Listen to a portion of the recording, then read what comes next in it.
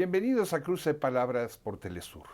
Soy Luis Hernández Navarro y para conversar sobre los médicos y la medicina cubana está con nosotros la doctora Tanalís Padilla, profesora e investigadora del Instituto Tecnológico de Massachusetts y una gran conocedora de la problemática de América Latina.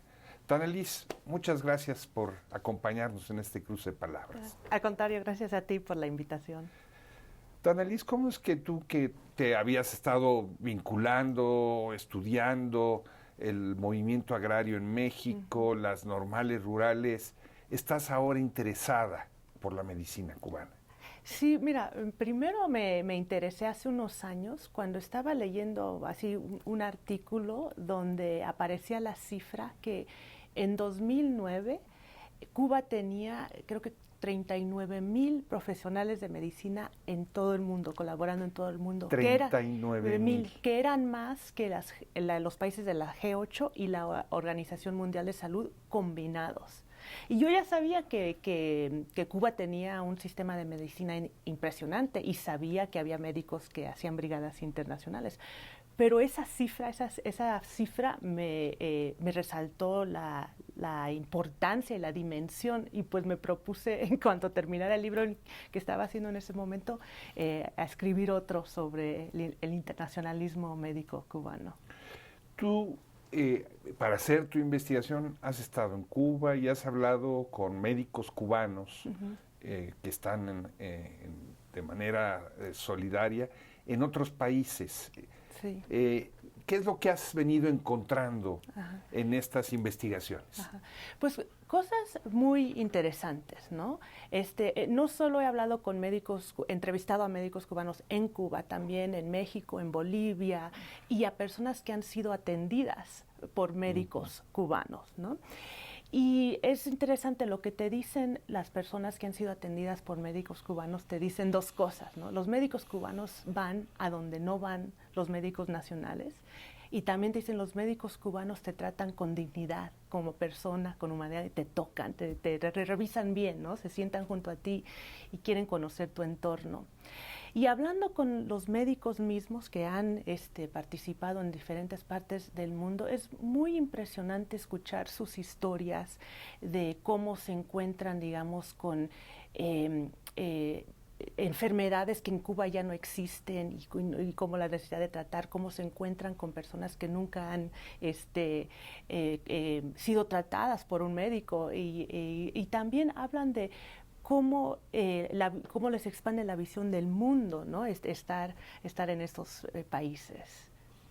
Hablabas hace un momento de los médicos cubanos fuera de Cuba, pero el sistema médico cubano tiene que ver también con la atención a sus pacientes dentro de la isla, con la producción de vacunas y medicinas que son casos únicos en América Latina. Sí.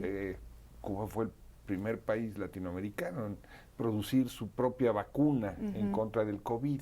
¿Cómo explicarnos que una pequeña isla acosada, cercada económicamente, estigmatizada en el mundo libre, entre comillas, tenga ese poderío médico? Sí, y es interesante porque una de las cosas que he aprendido en base a esta investigación que estoy haciendo es que el sistema de salud cubano, médico, y la atención a sus ciudadanos, al pueblo cubano, está íntimamente relacionado con su alcance internacional.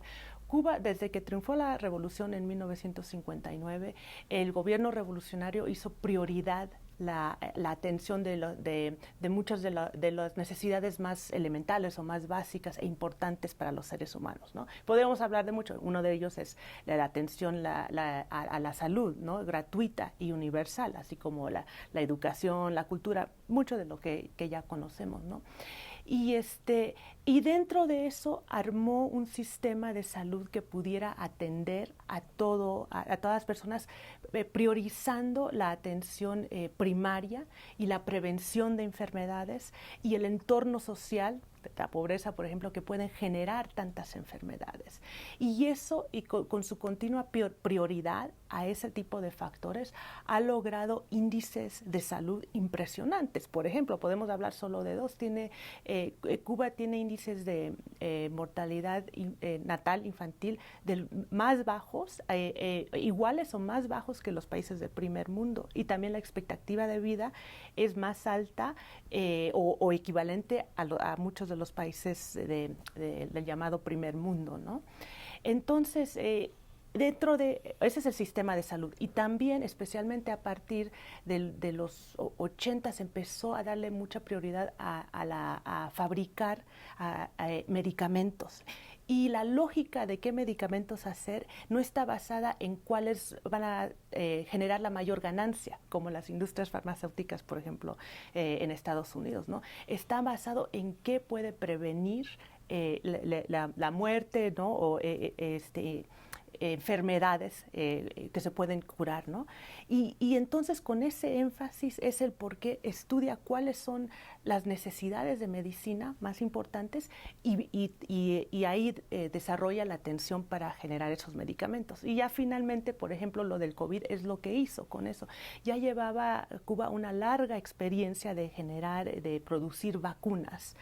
Y basada en esa experiencia, utilizó todos los recursos a su disposición en un momento muy difícil para generar vacunas, para inventar sus propias vacunas, bien sabiendo que en esta condición de bloqueo permanente no iban a tener acceso a las vacunas internacionales y eso lo vimos, por ejemplo, con hasta países que no están bloqueados, ¿no? El tercer mundo tardó tanto en recibir vacunas, ¿no? Entonces Cuba utilizó su experiencia, su historia y sus recursos para salvar la vida de sus ciudadanos y de otras partes del mundo con esas vacunas. Este contraste entre una medicina orientada a la ganancia, rápida y fácil, y una medicina orientada a curar al enfermo, aunque no tenga el dinero para hacerlo, está acompañado de una diplomacia médica, vamos a decirlo así, que es la que nos explicaría esa enorme cantidad de médicos que están en distintos países del mundo. Sí. ¿Tú has logrado encontrar cuál es el motor de esta diplomacia? Ajá. Yo diría que son tres los motores interrelacionados además. El primero tiene que ver con los principios de la revolución misma que ya mencioné, ¿no? Pero ese principio de darle prioridad a las necesidades básicas, más elementales y importantes de los seres humanos. Y entonces está ese principio que ya tiene la revolución cubana. El segundo es ese principio también con la revolución cubana de el internacionalismo basado en la solidaridad, no la caridad, ni mucho menos la dominación, como suele ser la intervención de Estados Unidos o de Europa en otros países. Y el tercero es una colaboración sur-sur, que digamos podría ser hasta verse como una expansión de los principios de José Martí de Nuestra América, que además se aplica al sur global. Entonces creo que si unes estos tres ideales, estos tres principios, estas tres cosas que determinan la lógica del sistema de salud cubano y de su política internacional, te puedes explicar por qué mandan personal médicos a todas partes del mundo, sobre todo a los lugares más necesitados, y no bombas o armas como lo hacen, no a países como Estados Unidos. Sin embargo, esta atención médica no solamente se concentra en países pobres, en África, en América Latina, sino que también llega a países como Italia. ¿Cómo explicarnos esto? ¿Por qué Italia querría médicos cubanos? Ajá, pues uno de los factores bueno, una de las cosas que genera el no dedicarle o no darle prioridad, digamos, al sistema de salud y al sistema de medicina es que ya no tienes tantos médicos o no tienes los suficientes médicos que necesita tu población. En Italia, por ejemplo, había lugares en el país que no tenían suficientes médicos. Además, Cuba, toda esta atención que ya dije sobre darle servicios de salud a toda su población, también tiene una concentración en formar médicos y además formarlos gratuitamente, como es toda la educación en Cuba. Entonces, Cuba tiene el per cápita de médicos, población per cápita más alto que cualquier otro país. Entonces, tiene médicos que, por ejemplo, en lugares como Italia hacen falta. Y por eso, cuando se vio desbordado un país como Italia con el COVID, pudo mandar. Y por cierto, hace poco Italia volvió a pedir que mandaran más médicos ahí porque siguen faltando médicos, ya ni siquiera en condiciones de pandemia. Nos has hablado de la formación de médicos, que no es solamente hacia la población cubana. Cuba tiene un programa de la Escuela Latinoamericana de Medicina que parecen las Naciones Unidas por la cantidad de países que mandan a jóvenes a estudiar allí. ¿Cómo es que surge este proyecto? ¿Qué peso, qué impacto tiene? Sí, es otra de esas cosas que cuando vi la simple cifra, me quedé impresionada, ¿no? La ELAM ha formado, creo que 30,000 médicos de 120 países. 30,000 médicos de 120 países. Imagínate, y se formó... No exageraba cuando decía que eran las Naciones Unidas. Ajá, sí, exactamente. Y además es la escuela de medicina más grande del mundo, ¿no? Y surgió a finales de los 90 y surgió después del huracán Mitch que atacó a Centroamérica. Y entonces... Cuba mandó a muchos médicos para atender a la población ahí y la ELAM surge a partir de eso. ¿Te parece si vamos a una pequeña pausa? Sí. Amigos, amigas, no se vayan, volvemos en muy breves instantes.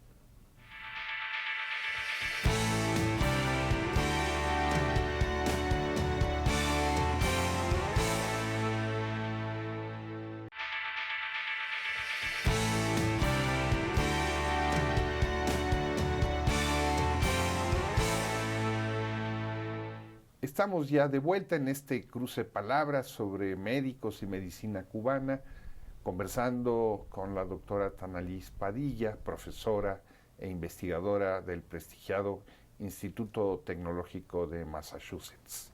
Antes de interrumpirte, Tanalis, nos estabas contando de la historia del ELAM y de cómo pues es la escuela de medicina más grande del mundo y cómo habían salido de allí 30,000 médicos formados ya de 120 países. Sí.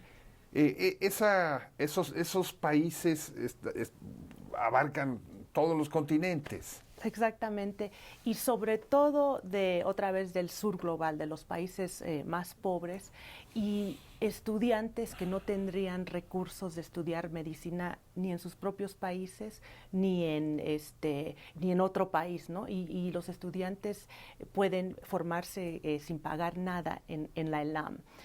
Aunque también se forman algunos, por ejemplo, estudiantes de Estados Unidos de las comunidades más pobres, sobre todo afroamericanos o latinos, se han formado. O sea, hay estadounidenses estudiando medicina en Cuba. Sí, exactamente, sí.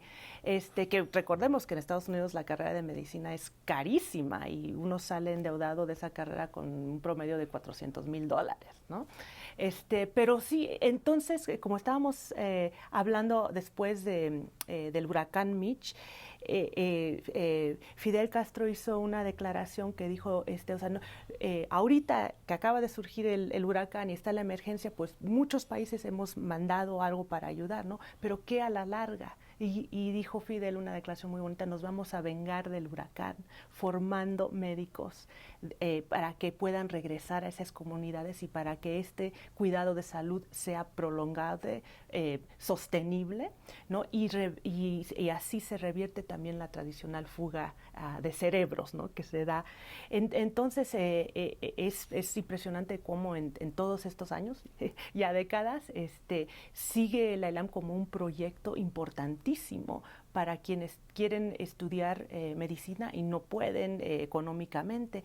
Y también una cosa que les pide, un requisito de la ELAM, es que se comprometan cuando regresen a sus países a atender o a ir a los lugares donde hacen falta médicos, donde hay población que más requiere de cuidados de salud. Esa ayuda médica ha sido fundamental para países como Haití, por decir algo. Sí. Un país azotado por la tragedia, por la devastación, con enfermedades terribles, con epidemias de SIDA, por supuesto el COVID, y ahí están los médicos cubanos y los médicos formados por los cubanos. Sí, sí. Haciendo una gran diferencia. Ajá, sí, sí. Tanalis, con frecuencia escuchamos que esos médicos cubanos que se envían a otros países son esclavos del régimen. Nos cuentas que tú has estado en campo platicando con ellos. ¿Qué es lo que has encontrado? Primero es bien interesante ese argumento o afirmación, ¿no?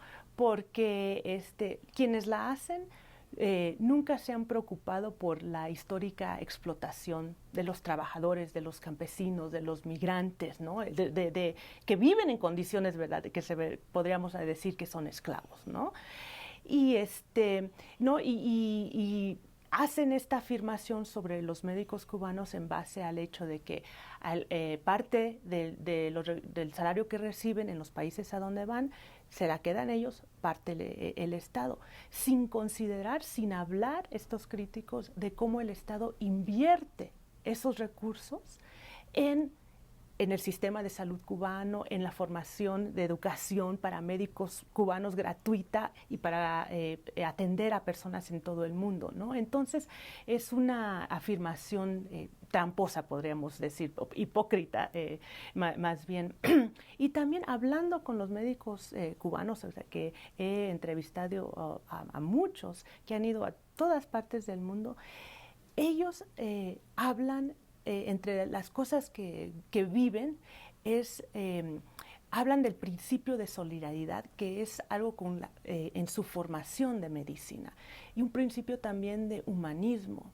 Y ellos hablan de la satisfacción que sienten al poder atender a personas que sin su ayuda, sin su colaboración, no tendrían acceso a un médico, ¿no? Entonces creo que decir eso que son esclavos solo lo afirmarían quienes no se pueden imaginar hacer un acto para el bien de la humanidad, ¿no? Y un acto tan básico e importante como la salud. No se imaginan que existan alguien que quieren hacer eso por ayudar a otras personas. Entonces, yo creo que eso habla más de quienes afirman esto que de la condición de los propios médicos. O sea que adicionalmente al juramento hipocrático, se añadiría una especie de juramento internacionalista, Sí. de que no importa dónde, la misión del médico es curar a los enfermos. Sí, exactamente. No importa de qué país sean, ¿no? O de qué clase social sean, todos tienen derecho a la salud. ¿Y qué tan profesional es esa educación que se brinda a quien estudia medicina en Cuba? Ajá. Pues es parte, o sea, ¿te refieres a cómo son formados? ¿Y qué tan altos son los estándares que se tienen allí? No. Es una formación muy rigurosa, la formación de medicina en Cuba, ¿no? No solo llevan cursos de, digamos, lo que se puede decir de las carreras de medicina que se llevan en otros países, ¿no? Y las materias básicas para entender o de ciencia, ¿no? Pero una de las particularidades del sistema cubano es que después de los 2 años, 2 años de estudio, los médicos practican en clínicas, en hospitales, entonces están desde un principio al lado de otros médicos, están en la práctica y siguen también estudiando, ¿no? Entonces es una educación muy rigurosa y además, como ya mencioné, entre los principios de solidaridad que son parte del tejido y de la lógica de la formación de medicina. O sea, aparte de eso, también están constantemente, digamos, viendo y atendiendo pacientes y priorizando, como ya dije, la prevención y el medio y el entorno social a que dejar que uno se enferme y luego atenderlos, ¿no? Que no solo es más caro, pero conlleva a más problemas.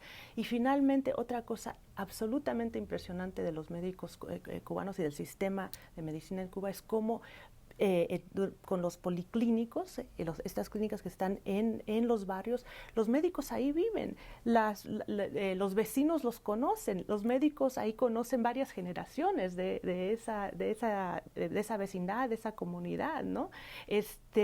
Y los médicos van a la casa de uno a verlo si no ha venido, ¿no? Entonces es absolutamente impresionante y esto también se ve mucho en la atención que dan a las mujeres embarazadas y a los recién nacidos. Y es cierto que con las vacunas y las medicinas cubanas se inocula también el virus del socialismo. Ay, entre todos los argumentos no tan risibles que se hacen, que ya uno ni sabe si vale la pena hablar de ello, ¿no?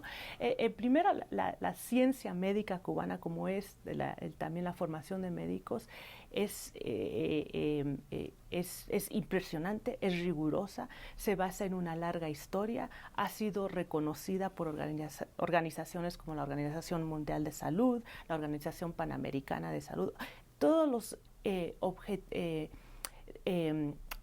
las formas de evaluación objetivas de la ciencia respaldan las vacunas y la medicina cubana, ¿no?